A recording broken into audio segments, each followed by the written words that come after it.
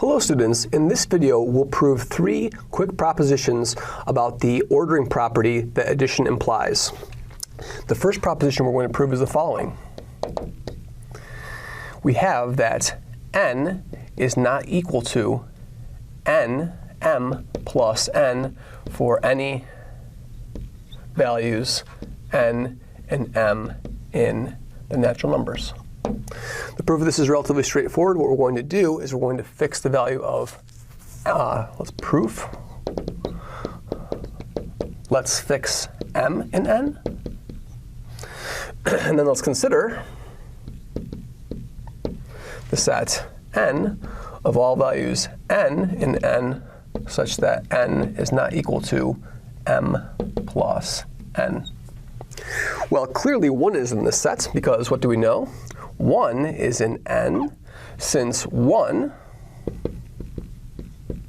is not equal to m plus 1, because m plus 1 is just the successor of m, and 1 is not the successor of any values by one of the piano axioms, so 1 is in the set n. And then furthermore, if n is in the set n, then this implies that n is not equal to m plus n, and I can take the successor of this relationship. This implies the successor of n is not equal to the successor of m plus n. But by properties of successors and addition, I can put the successor on n. So that successor of n is not equal to the successor, is not equal to what? Is not equal to m plus the successor of n. And that tells me that Sn is in n. And then what does that imply? That implies that n is the set of all natural numbers. So n is all natural numbers n. That proves our proposition. Second proposition we'll prove is the following proposition. If n is not equal to m, then n plus another k is not equal to m plus k. Okay? This is an important result because the contrapositive result says that if n plus k is equal to m plus k, then n and m are equal to each other, right? And this is true for any triple n, m, and k in the natural numbers. So let's prove this. So what we're going to do is we're going to fix, here's our proof. We're going to fix n and m and n, and consider the set, let's consider the set capital K. Capital K is the set of all values k, such that what? Such that n plus k is not equal to m plus k. Well, let's show that 1 is in this set. Well, it was 1 in this set. Well, let's look at 1. So we know that since n is not equal to m, that Sn is not equal to Sm. But when I plug in k equals here, what do we have?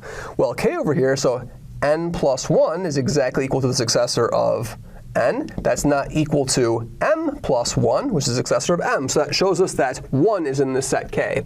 So 1 is in the set k. Good. And now let's suppose that k is in the set capital K. And that implies what? That implies that n plus k is not equal to m plus k. And if I just take the successor of this relationship, we get this result for free. The successor of n plus k is not equal to the successor of m plus k. Again, I'll put the successor on k in both of them, and that implies that n plus the successor of k is not equal to m plus the successor of k. And that shows that the successor of k is in the set k, and therefore this set k is all natural numbers. Now these two propositions, although they seem straightforward, both of them are proved by induction, and they give us a beautiful result, which is the fundamental result of ordering. And so this proposition, so these two propositions immediately imply the following proposition. For any n and m in the natural numbers, one of the following must be true.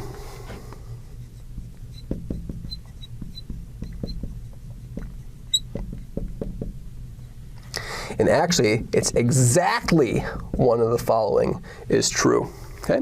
The first statement over here would be that n and m are equal to each other. That's possible. The second possibility is that n is equal to m plus k for some k. in n. That's certainly possible. Or the final case, 3, would be that m is equal to n plus k for some k in n. So the proof of this proposition immediately follows from the previous two propositions, because the exactly one-way part stems from the fact that if m is not equal to n, so if case 1 is not true, then we have to be forced into one of the other conditions. So in other words, these cases over here, if m was equal to n, then case 2 and case 3 can't be equal, and if case 2 and case 3 are also true simultaneously, then you get something that contradicts the first proposition. The second proposition shows you that exactly one of these things will always happen, right? So in other words, this proposition follows immediately from these previous two propositions, and this is what helps us define order, right? So this first condition over here is obviously just equality. Whereas the second condition over here, we're going to take this to mean what? We're going to say that over here that n is less than m is going to be less than n in this situation, because m plus something gives you n, so n is greater than m. In this statement over here, what will this say?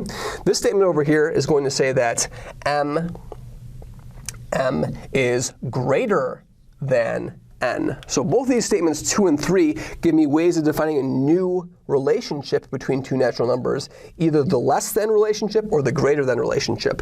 So these two propositions, while relatively straightforward, give us a trichotomy of properties which natural numbers must fall into one of three classes, either equal to each other, one is less than the other, or one is greater than the other.